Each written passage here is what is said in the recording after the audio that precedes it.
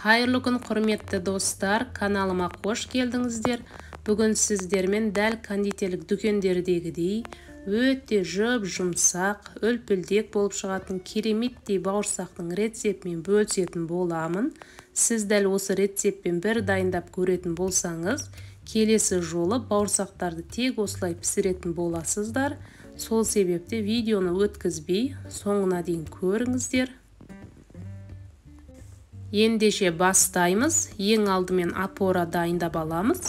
Ыдысымызға 250 грамм жылы су және үстінен 1 шай қасық толы, яғни 5 грамм құрғақ ашытқы саламын. 3 ас қасықтай қантты салып, барлығын жақсылап араластырып, бетін жауып 10 минутқа ашытқы көтерілгенше қалдырамын. Ал енді бөлек ыдысымызға 250 грамм жылы сүт құямыз, үстінен 2 жұмыртқа саламыз, және де 80 грамм ерітілген сары май саламыз.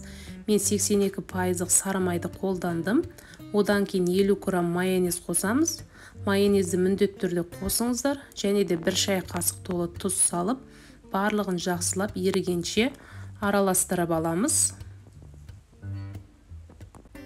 Енді көтерілген ашытқымызды алып, жаңағы массамыздың үстінен құямыз. Тағы да барлығын жақсылап араластырып аламыз. Осы уақыт аралығында біздің ұнымыз електен өтіп дайын тұру керек. Бұл жерде 1 килограммдай жоғарғы сұрыпты ұн. Ұнның барлығын бірден салып жібермеңіздер.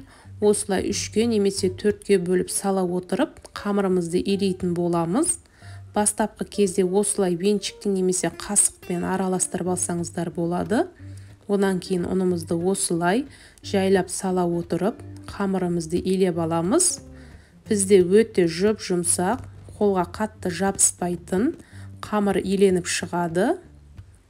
Арасында ешқандай артық ұнның түйіршіктері қалмайтындай етіп, жақсылап біркелкетіп илеп аламыз.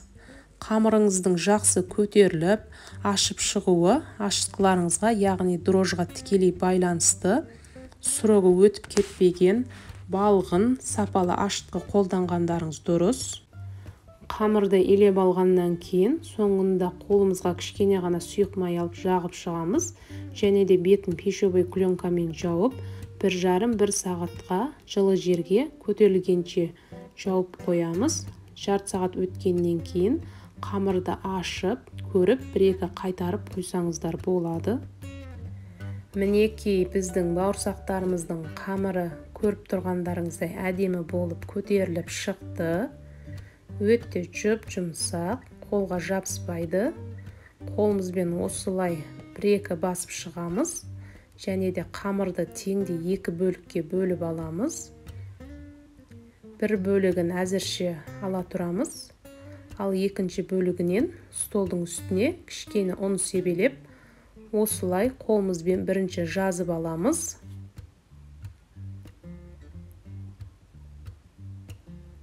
Одан кейін оқтаудың көмегімен бір тегіс етіп, қатты жұқа қылмай, осылай жазып шығамыз. Тым қатты жұқа етіп жайып қоймаңыздар. Бауырсақтарыңыз пісу барысында көтерілмей қатты болып қалуы мүмкін. Сол себепті осылай орташа қалыңдықта жайып алыңыздар.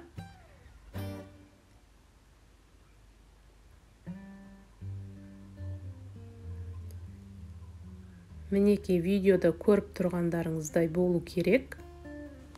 Енді осы қамырымызды кез келген формамен немесе стаканмен кессеңіздер де болады. Не болмаса 4 бұрышты етіп өздеріңіздің қалаған формаларыңызда кесіп шықсаңыздар да болады. Артып қалған шетіндегі қамырларын алып қоя тұрамыз. Бұл қамырлармен де соңында бауырсақтар жасайтын боламыз. Кесіп алған бауырсақтарымызды жабысып қалмас үшін міндетті түрде мата дастарханның үстіне араларын алшақтау етіп орналастырамыз. Бетін жауып қоямыз. Ал енді оған дейін екінші бөлік қамырымызды да жаңағыдай орташа қалыңдықта жайып, кесіп, бұларды да мата дастарханның үстіне орналастырамыз. Енді беттерін жауып, кішкене көтерілгенше 20-25 минут уақытқа осылай бетін жауып қойып қоямыз. Оған дейін біз майымызды қыздырып дайындап қоямыз. Май қызғаннан кейін бауырсақтарымызды салып, екі беті қызарғанша пісіріп аламыз. Тағы бір ескеретін нәрсе, бауырсақтарды тым қатты қызып тұрған майда пісірмеңіздер. Өйткені екі беті тез-тез қызарып, іші дұрыс піспей қалуы мүмкін. Мен орташадан төмен отта, баяу отта пісіріп алдым. Бастапқы кезде ғана майды жақсылап қыздырып аласыздар. Одан кейін орташадан төменінде етіп қойып пісіресіздер. Бұл бауырсақтардың дәмі сөзсіз керемет әрі жұп-жұмсақ болып шығады. Грамдарын, мөлшерін төменде описание бөліміне жазып қалдырамын. Осы видеоның атауы жазылған жерде бассаңыздар описание бөлімі ашылады. Құрметті достар, менің осындай қазақ тілдегі кулинарлық каналымның әрі қарай алға жылжып, дамуына өздеріңіздің үлестеріңізді қосып, осы видео ұнаса, тегін лайктарыңызды басып, комментарий бөліміне пікірлеріңізді жазып қалдырыңыздар. Ал егер каналға тіркелмеген жаңа көрермендер болсаңыздар, төмендегі подписация қызыл батырмасын басып, каналға тіркеліп алыңыздар. Мінекей біздің көріп тұрғандарыңыздай үлпілдек, мақтадай жұп-жұмсақ, өте дәмді бауырсақтарымыз дайын. Міндетті түрде осы рецептпен дайындап көріңіздер. Сіздердің де көңілдеріңізден шығатынына 100% сенімдімін. Дәл осы видеоны төмендегі поделиться батырмасын басып, әлеуметтік желілерде өздеріңіздің таныстарыңызбен, құрбыларыңызбен бөлісіп қойыңыздар.